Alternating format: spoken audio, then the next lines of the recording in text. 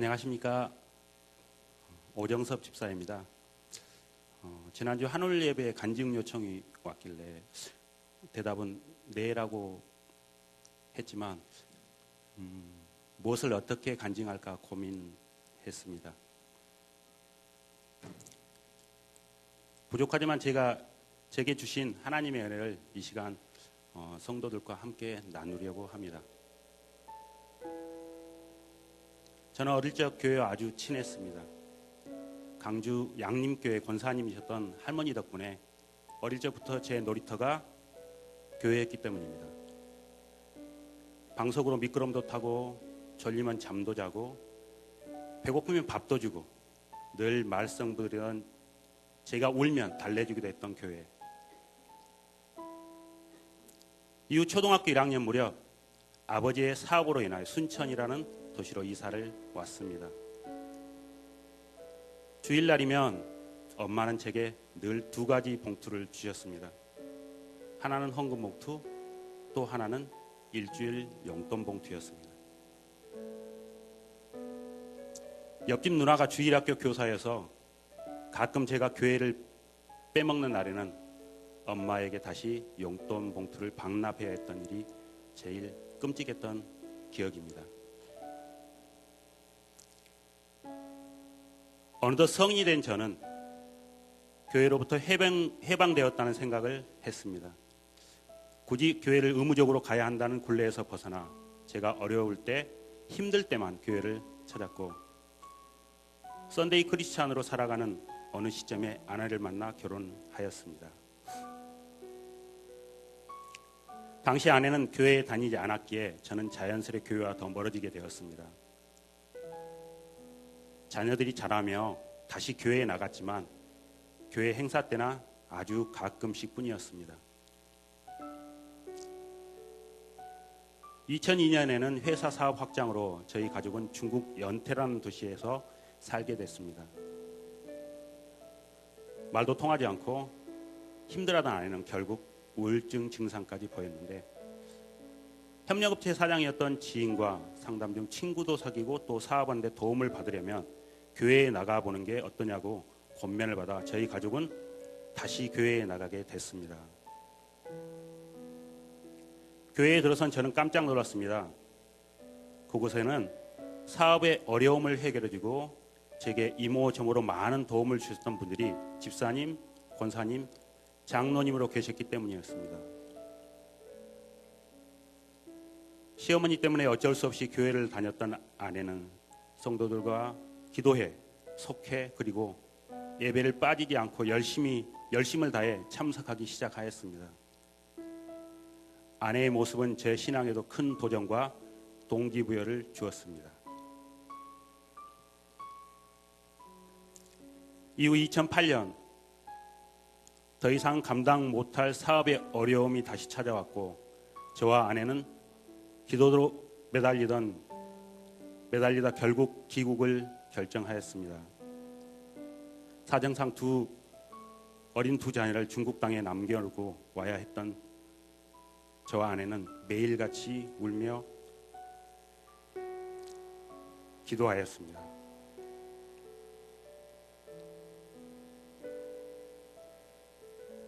감사한 사실은 중국에서 저희 자녀들을 돌봐주던 교회 집사님 가정이 아무런 대가도 없이 학비에 아이들 용돈까지 챙겨주시며 학교를 마칠 수 있게 해주신 것입니다. 하나님을 믿고 이렇게까지 감사해 본 적이 없었던 것 같았습니다. 아직도 그 집사님 가정을 생각하면 언제 그 빚을 다 갚을까 이렇게 생각합니다.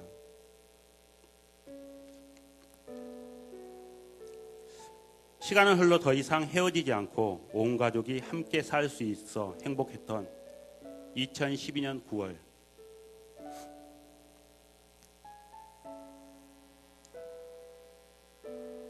청천벽력 같은 아내의 암 선고,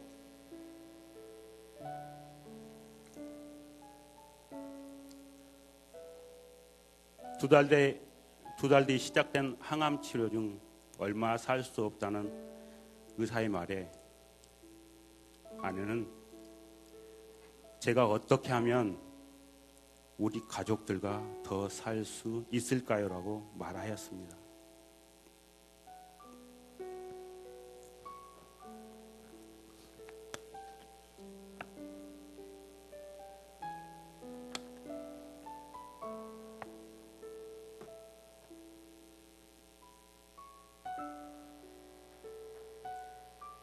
늘 긍정적이고 밝은 아내는 오히려 저보다 더 깊은 믿음을 가진 하나님의 사람이었습니다.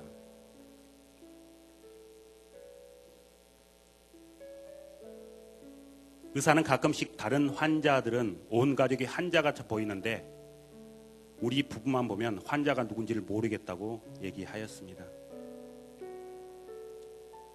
2015년 암세포는 뇌척수로 전이됐고 이제는 힘들 것 같다는 의사의 말에도 하나님께서는 아내를 3만 분의 1로 임상실험 대상에 들어갈 수 있게 하셨고 한 달에 1200만 원의 약값 또한 10개월을 책임져 주셨습니다. 덕분에 3개월밖에 살 수 없다던 아내는 수명을 더 연장받을 수 있었습니다. 작년 여름에는 교회로부터 한 통의 전화를 왔습니다. 한올예배 영상편지 인터뷰 요청이었습니다. 쑥스럽고 창피하기도 하고 자꾸 멘트를 까먹었습니다. 더군다나 그날의 날씨는 무척이나 더웠고 온종일 빡빡한 일정으로 인해 많이 지친 상태였지만 그럼에도 겨우겨우 피지땀까지 흘리며 녹화를 잘 마쳤습니다. 한올예배를 통해 저는 가족에게 감사함을 전하는 귀한 시간을 가질 수 있었습니다. 온 가족과 성도님들이 하나 되는 한올예배는 하나님께서 제일 기뻐 받으시는 최고의 예배입니다. 그날 한올예배에 참석한 딸은 저 인터뷰를 보고 얼마나 울던지 또 제 아내 김희숙 집사에게 자랑을 얼마나 하든지 이번 중이라 한올예배에 함께하지 못했던 아내는 제게 참 고맙다는 말과 감사하다는 말을 연신하였습니다.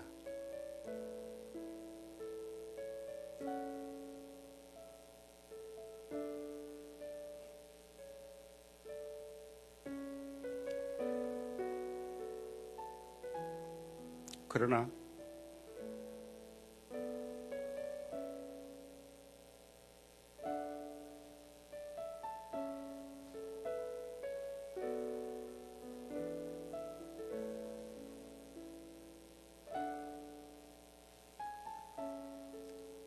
(2017년 12월 1일) 아침 8시 27분 아내는 결국 하나님의 부르심을 받고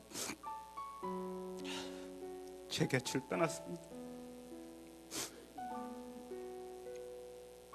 하나님께로 가는 마지막 순간까지 찬양을 따라 부르던 아내, 제게 여보 고마워라고 마지막 호흡을 내뱉던 아내의 모습, 지금도 잊을 수가 없어요.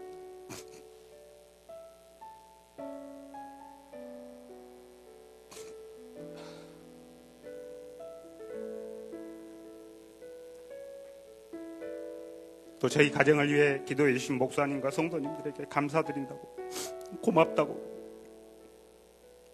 나에게 꼭 전해달라고 아내의 마지막 인사를 이 자리를 빌어 성도님께 대신 전해드립니다.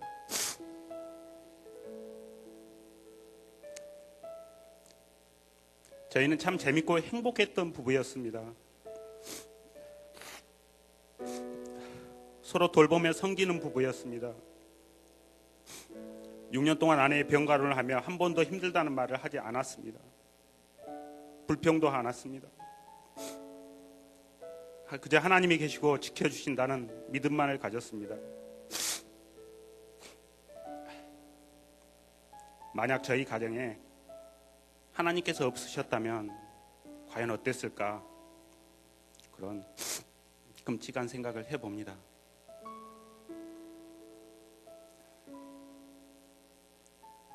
하나님은 살아계십니다. 이번 일을 통해 저는 한 번 더 확신한 믿음을 가지게 됐습니다.